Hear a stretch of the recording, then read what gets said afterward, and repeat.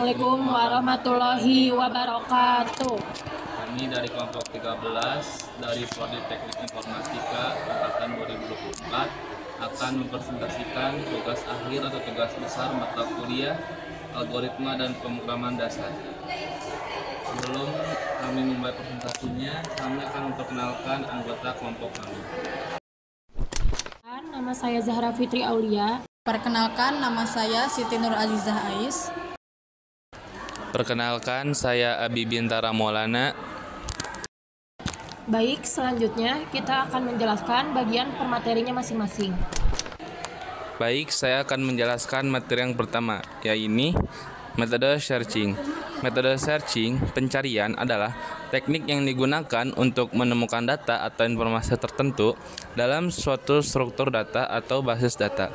Metode ini sangat penting dalam ilmu komputer, terutama dalam konteks pengolahan data dan algoritma. Berikut adalah beberapa metode searching yang umum digunakan. Yang pertama yaitu ada linear search. Metode ini adalah cara paling sederhana untuk mencari elemen dalam sebuah daftar. Dalam linear search, setiap elemen dalam daftar diperiksa satu persatu hingga elemen yang dicari ditemukan atau hingga semua elemen telah diperiksa. Kelebihannya, mudah diimplementasikan dan tidak memerlukan struktur data yang terurut. Yang kedua, binary search. Metode ini hanya dapat digunakan pada daftar yang sudah terurut. Binary search bekerja dengan membagi daftar menjadi dua bagian dan membandingkan elemen tengah dengan elemen dicari. Jika elemen tengah lebih besar, pencarian dilanjutkan di bagian kiri. Jika lebih kecil, pencarian dilanjutkan di bagian kanan. Yang ketiga, jump search.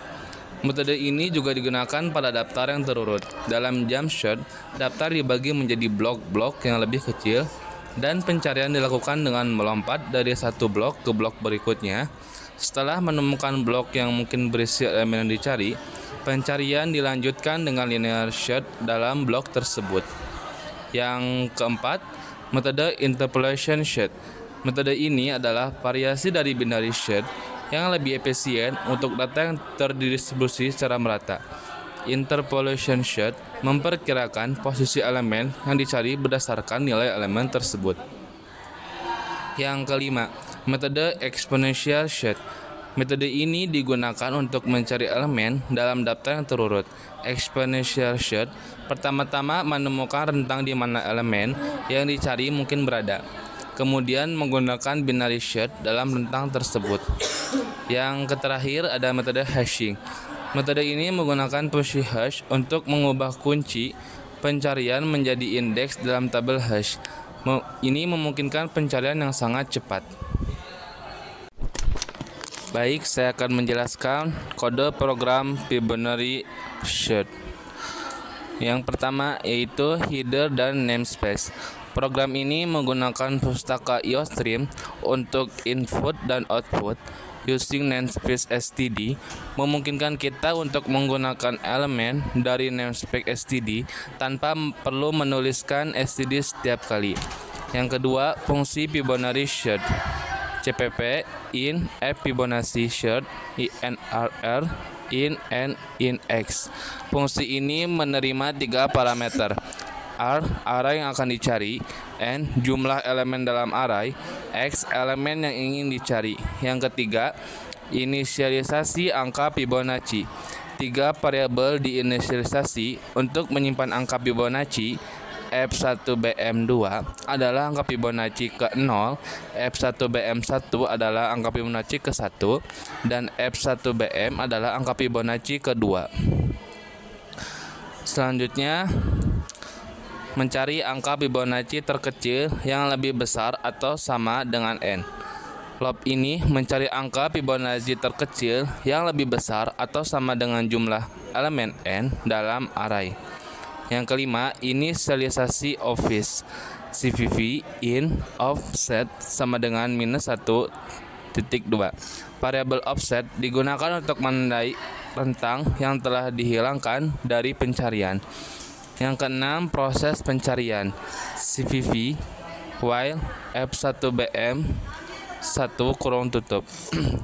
Selama masih ada elemen yang dapat diperiksa, program menghitung indeks I yang akan dibandingkan dengan X.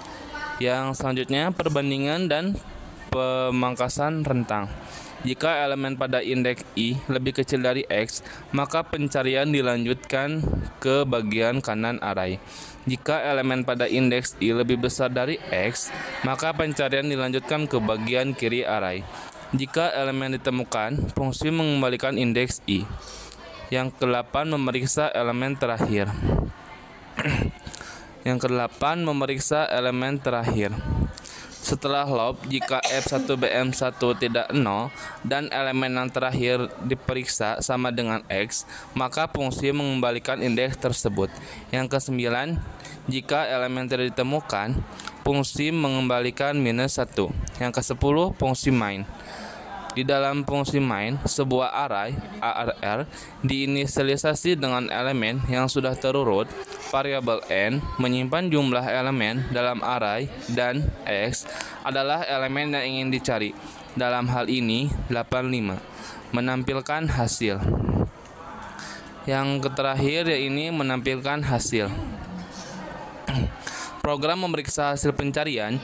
Jika elemen ditemukan, program mencetak indeksnya. Jika tidak, program mencetak pesan bahwa elemen tidak ditemukan. Akhir program. Program mengembalikan 0 menandakan bahwa program telah selesai dijalankan tanpa kesalahan. Untuk yang terakhir, jika sudah semua dimasukkan terus di run, maka akan muncul hasilnya seperti ini. Baik, selanjutnya di sini saya akan menjelaskan metode sorting. Metode sorting adalah mengurutkan dengan memilih elemen terkecil dari bagian yang belum diurutkan dan menukarnya dengan elemen pertama dari bagian yang belum diurutkan. Baik, selanjutnya di sini saya akan menjelaskan kode program, kode selection sort. Di sini yang pertama ada include iostream, itu digunakan untuk input dan output data. Lalu yang kedua ada using namespace std, itu agar kita bisa menggunakan fungsi seperti chout dan chin tanpa menulis std. Lalu yang kedua ada fungsi selection sort, itu ada penjelasannya. Yang pertamanya ada loop pertama, buka kurung for, buka kurung in, i sama dengan 0, i kurang dari n, kurang 1, I plus plus tutup kurung. Itu digunakan untuk memisahkan bagian yang sudah diurutkan dan yang belum. Yang kedua ada min-index, itu digunakan untuk menyimpan indeks elemen terkecil. Dan yang ketiga ada loop kedua, yang buka kurung for, buka kurung in j sama dengan i tambah 1, j kurang dari n, j plus plus tutup kurung. Itu mencari elemen terkecil dalam bagian yang belum diurutkan. Dan yang keempat, setelah ditemukan elemen terkecil, itu ditukar sama swap dengan elemen pertama dari bagian yang belum diurutkan. Lalu yang kelima ada proses ini diulang sampai seluruh array terurut. Yang ketiga ada fungsi print array, itu mencetak isi array sebelum dan sesudah proses sorting. Lalu yang kedua ada menggunakan loop for untuk menampilkan setiap elemen dalam array. Lalu ada fungsi main, itu ada langkah-langkahnya. Yang pertama ada 1 deklarasi array, itu ada 64, 25, 12, 22 dan 11 sebagai data yang akan diurutkan. Lalu yang kedua kita menghitung ukuran array. Di sini yang pertama ada size of, buka kurung ARR tutup kurung, mengembalikan ukuran total array dalam bit. Yang kedua ada size of, buka kurung ARR buka kurung 0 tutup kurung, mengembalikan ukuran satu elemen array dalam bit. Lalu yang ketiga ada membagi keduanya memberikan jumlah elemen dalam array. Lalu yang ketiga menampilkan array sebelum sorting menggunakan print array buka kurung ARR, n tutup kurung. Dan yang keempat memanggil fungsi selection sort untuk mengurutkan array. Dan yang kelima ada menampilkan array setelah sorting. Dan yang keenam program selesai dan mengembalikan nilai 0 untuk menunjukkan eksekusi sukses. Lalu di sini bagaimana cara program diurutkan? Itu yang pertama iterasi 1, cari elemen terkecil 11 tukar dengan 64, buka kurung 11, 25, 12, 22 dan yang terakhir ada 64 tutup kurung. Yang kedua ada iterasi 2, cari elemen terkecil 12 tukar dengan 25, buka kurung 11, 12, 25, 22 dan yang terakhir 64 tutup kurung. Dan yang ketiga ada iterasi 3, cari elemen terkecil, 22 tukar dengan 25, buka kurung 11, 12, 22, 25 dan yang terakhir ada 64 tutup kurung. Dan yang keempat ada iterasi 4, semua elemen sudah terurut. Dan hasil terakhirnya yaitu 11, 12, 22, 25 dan 64. Itu hasil program yang sudah hasil akhirnya. Baik, selanjutnya yang ketiga, saya akan menjelaskan tentang Fibonacci dan selection sort. Yang pertama, algoritma Fibonacci. Pengertian dari algoritma Fibonacci adalah metode untuk menghasilkan deret Fibonacci, di mana setiap angka dalam deret adalah hasil penjumlahan dari dua angka sebelumnya.